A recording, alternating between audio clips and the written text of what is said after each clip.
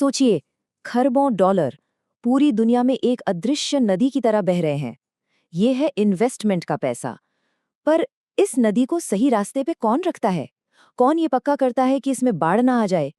जवाब छिपा है कुछ बहुत ही पावरफुल लेकिन अक्सर हमारी नजरों से दूर रहने वाले समझौतों में। आज हम उन्हीं अदृश्य नियमों को समझने की कोशिश करेंगे जो असल में ग्लोबल इकोनॉमी को चलाते हैं। तो वो कौन सी अदृश्य कानूनी ढाल है जो देशों के बीच अरबों खरबों डॉलर के इस लेन देन को गाइड करती है? देखिए, ये कोई मामूली सवाल नहीं है। इसका जवाब ये तय कर सकता है कि कौन सा देश तरक्की करेगा और कौन पीछे रह जाएगा। चलिए, इस कानूनी ढाल के पीछे की हकीकत को जानते हैं। तो इस पूरे मामले को समझने के लिए हमारा सफर 5 हिस्सों में बटा होगा। पहले हम उस अदृश्य ढाल की बात करेंगे, फिर समझेंगे कि ये ग्लोबल हैंडशेक आखिर है क्या। इसके बाद हम भारत के नए रूल बुक पर आएंगे, एक मॉडर्न ट्रीटी को बारीकी से देखेंगे और आखिर में उस नाजुक संतुलन की बात करेंगे जिसे हर देश साधने की कोशिश करता है। तो चलिए शुरू करते हैं पहले पड़ाव से, अदृश्य ढाल।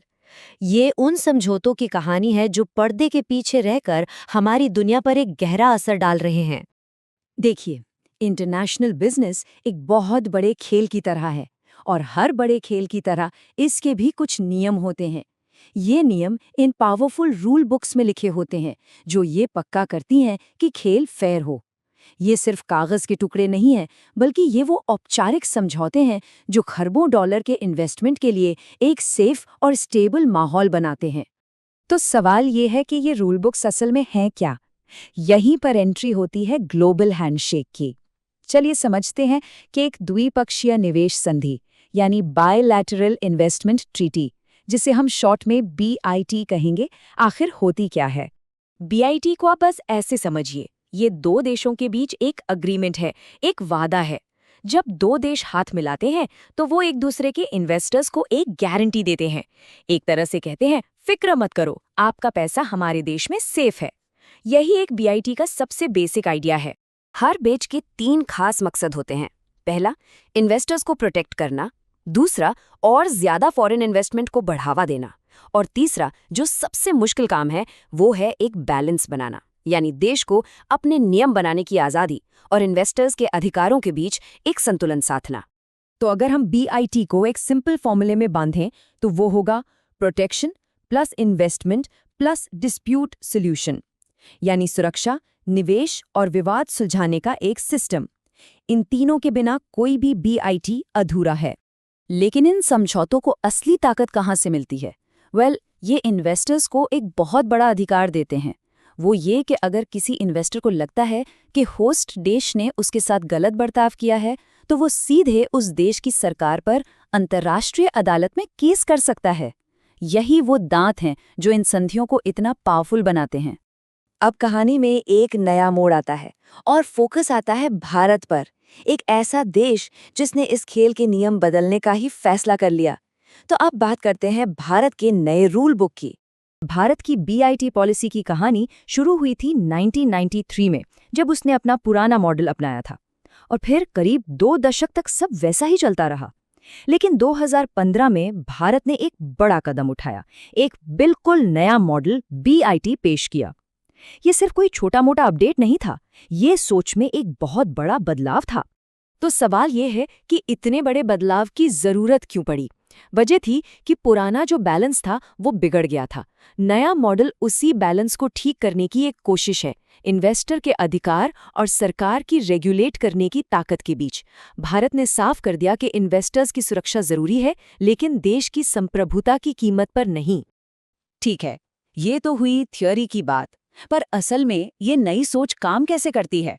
इसे समझने के लिए चलिए एक असली केस स्टडी देखते हैं। 2025 में लागू हुई भारत किर्गिस्तान BIT। इस नई ट्रीटी में 3 बड़े बदलाव साफ दिखते हैं। पहला, इन्वेस्टमेंट किसे माना जाएगा, इसकी परिभाषा को बहुत टाइट कर दिया गया है।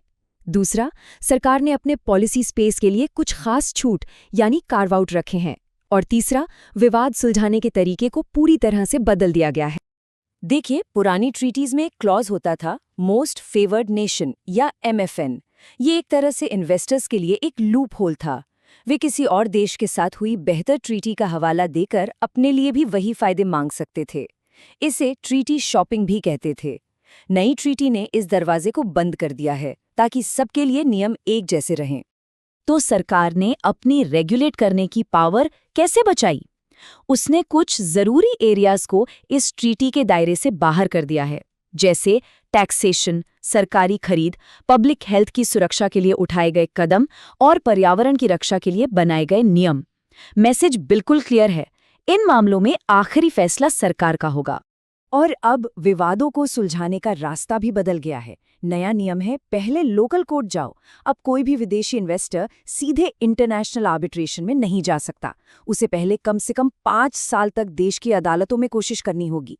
ये एक तरह से इंडिया फर्स्ट अप्रोच है। और अब हम आते हैं इस पूरे चर्चा के सबसे बड़े सवाल पर, तराजू को संतुलित करना। ये कहानी है दो बड़ी ताकतों के बीच के टकराव की। एक तरफ इन्वेस्टमेंट लाने की जरूरत और दूसरी तरफ देश पर शासन करने का अधिकार।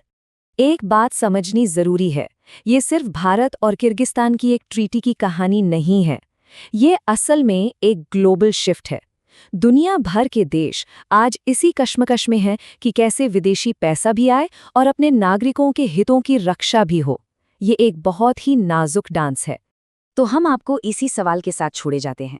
एक ऐसी दुनिया में जहां हर देश को इन्वेस्टमेंट की जरूरत है, वो अपने दरवाजे बंद किए बिना अपने लोगों की सुरक्षा कैसे कर सकता है? इसी सवाल का जवाब ढूंढना ही 21वीं सदी की सबसे बड़ी चुनौतियों में से एक है। अगर ये वीडियो आपको पसंद आया हो तो लाइक जरूर करें, शेयर करें उन दोस्तों के साथ जिन्हें यूपीएससी, लॉ या जनरल नॉलेज की तैयारी करनी है। और हाँ, सब्सक्राइब करें। आप अपने सुझाव या सवाल नीचे कमेंट में लिख सकते हैं। यूपीएससी एंड कॉम्पिटिटिव एग्जाम की गाइडेंस या मेंटरशिप के लिए संपर्क करें। Our contact information is given in description. धन्यवाद। मैं हूं कृणाल ठाकुर। मिलते हैं अगले भाग में। जय हिंद।